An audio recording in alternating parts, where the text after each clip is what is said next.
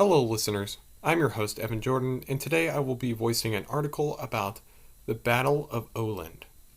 The Battle of Oweland occurred March 6, 2022. The Albanian armed forces were on the offensive, pushing the Osamian forces back into a small town known as Oweland to its occupants.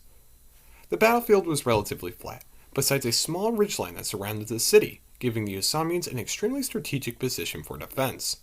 Lucky for the Albanians, they successfully secured air superiority prior to the battle, completely bypassing the ridgeline that defended the Osamian front line.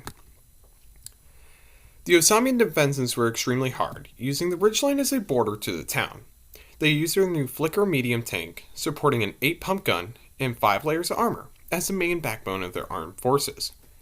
The Osamians had 21 armored vehicles in total, ranging from heavy armored cars, medium and light tanks, tank destroyers, and troop transports.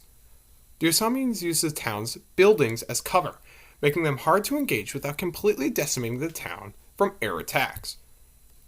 The Albanian side supported merely 2 light tank destroyers and many anti-tank guns in AA fixed positions.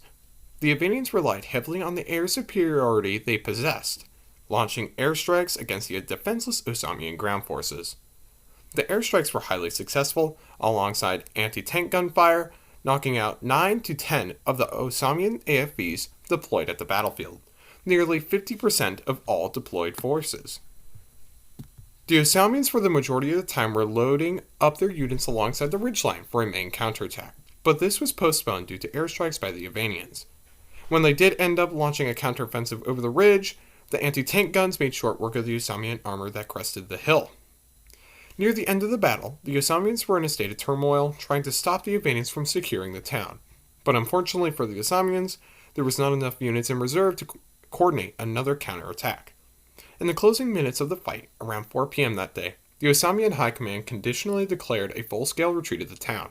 This concluded the largest battle so far of the Second Albanian-Osamian War. Thank you for listening.